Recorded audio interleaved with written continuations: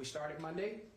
We started talking about some very important things, and we'll run through them, and then we get to the facts of this case and why we're here and what this case is. Okay? We came here and we thank you for coming. We thank you for responding to the summons. Many, many summonses go out, and very few show up. But we also gave you an oath, and we went over that and made certain that you understood that your oath in talking to us was very special because we're Americans, and this is how our system is built.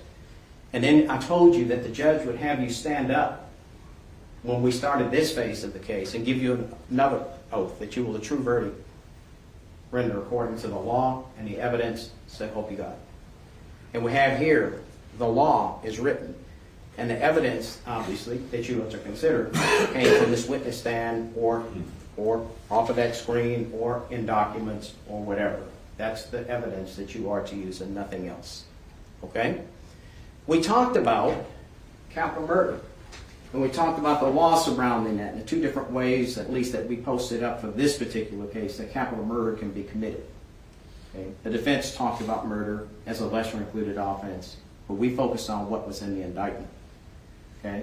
The judge has given you some instructions. And I want to talk about some of these because, first of all, as we said, this is the law. And on page 4, after your consideration of whether or not we prove capital murder beyond a reasonable doubt, or the evidence proved it beyond a reasonable doubt, it says, but if you do not so believe, or if you have a reasonable doubt thereof, you will acquit the defendant of capital murder as alleged in the indictment, say by your verdict not guilty, and proceed to consider whether the defendant is guilty of a lesser included offense. And it goes on and on each page. Okay? My suggestion is you'll never get past that based on the evidence. I want to go back and read another section of the evidence that the judge put in the charge, and I want to remind you of your responsibility. I want to remind you that one of the things that I told you that was so unique and special about us and what we do in criminal trials in the United States of America is that we put you in charge of what the outcome is. And the judge has told you that again. I went over it on Monday. I don't want to remind you, because you do have conflicting testimony in this case, no question about it. Okay, but what does it say on page 13? You're the exclusive judges of the facts prove the credibility of the witnesses and the weight to be given to the testimony. And I think you remember, out of all of what might be in here, that I spent some time on that on Monday for a reason. Because one thing we can't control is whether someone wants to testify and what they will say.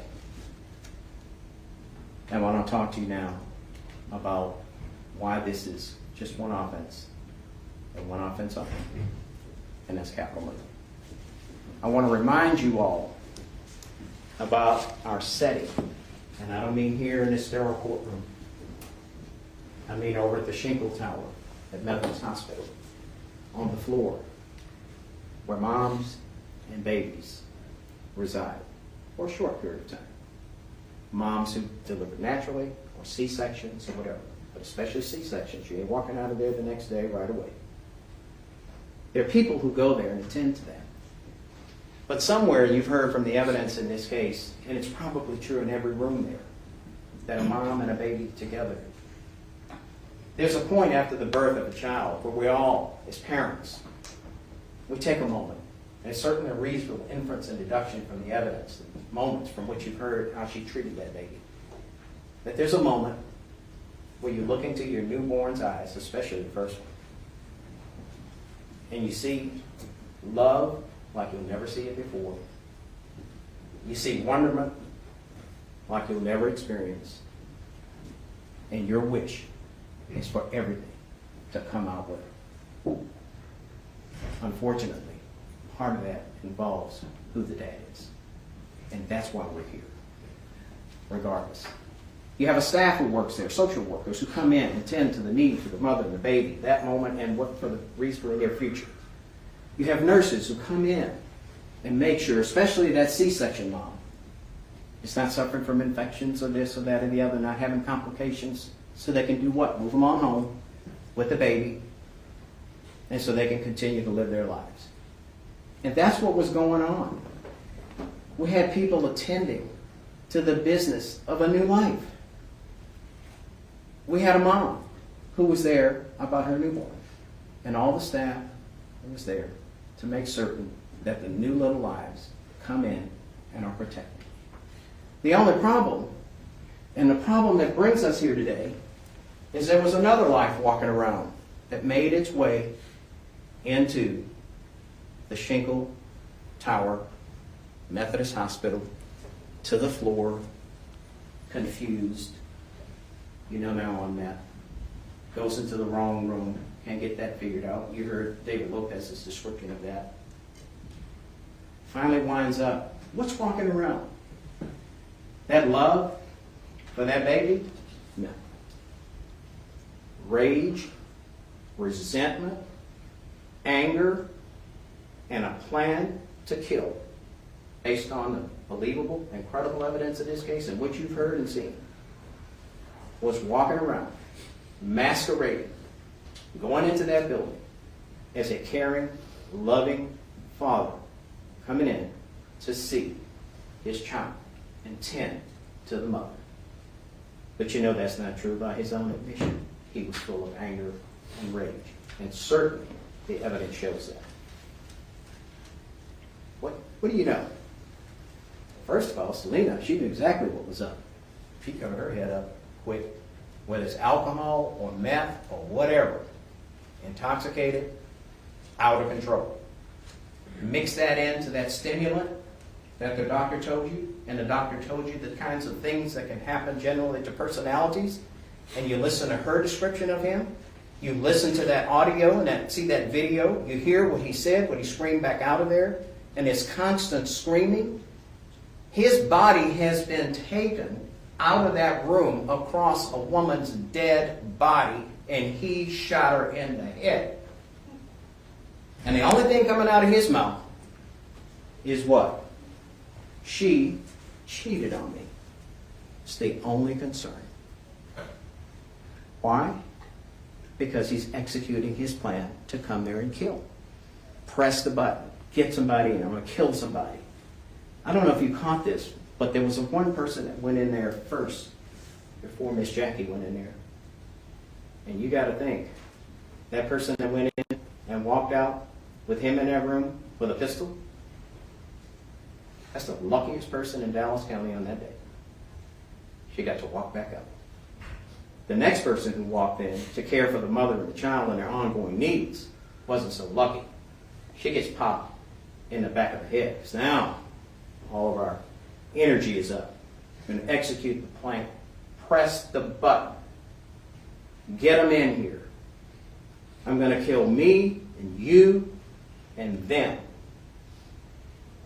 But, liars lie. He wanted to kill himself. He could have done that.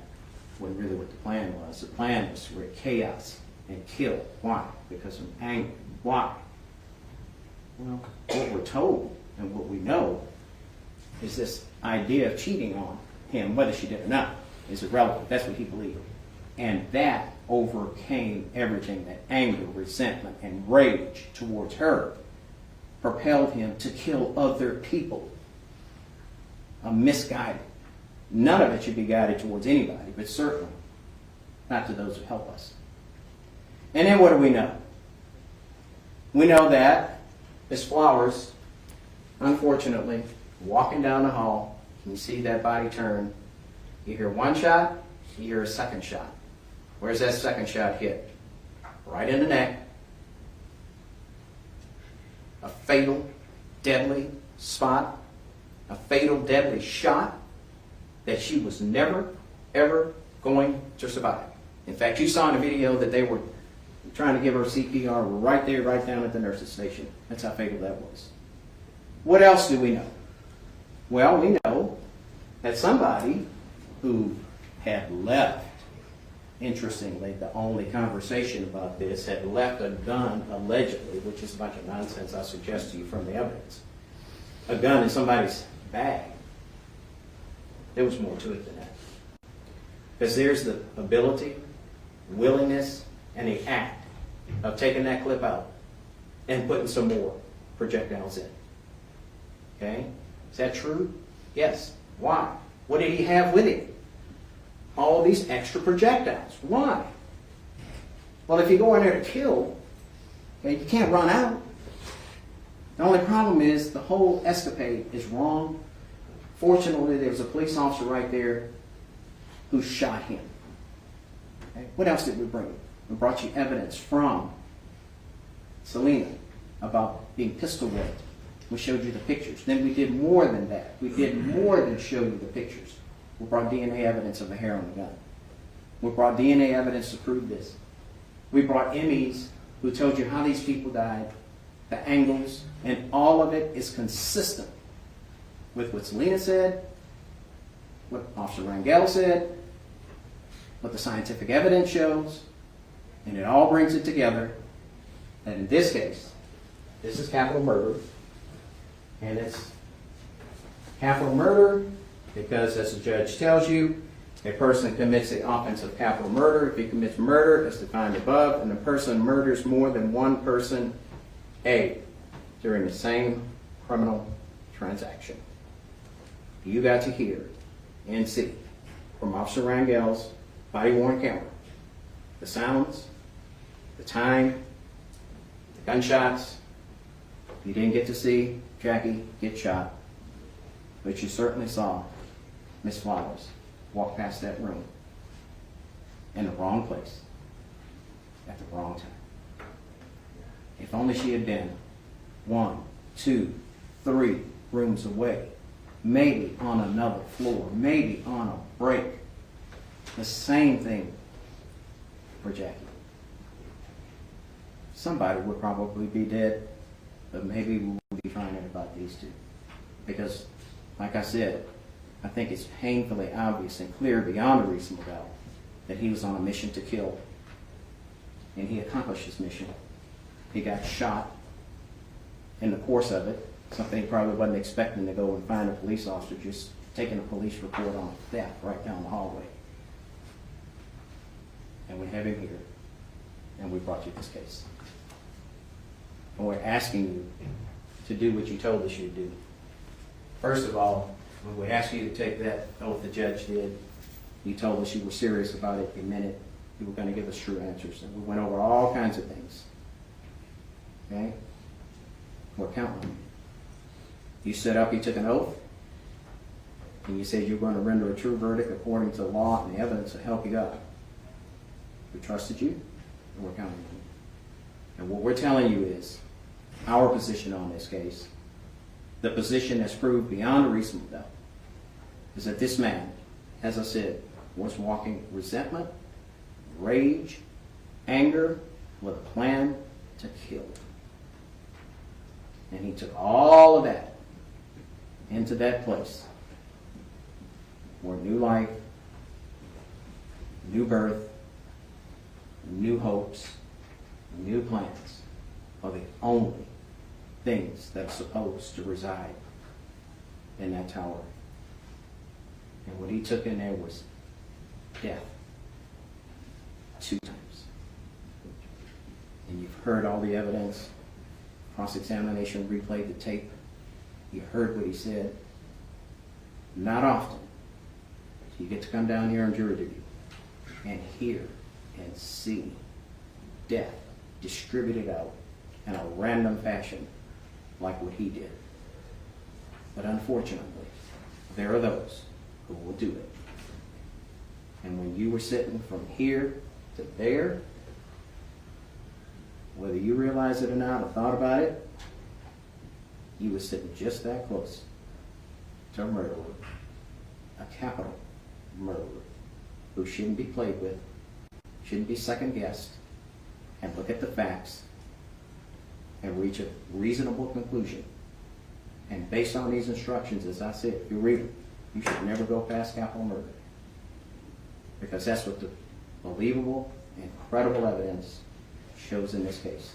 He's guilty of capital murder, and we're asking you to follow those instructions in your oath and find him guilty. Thank you.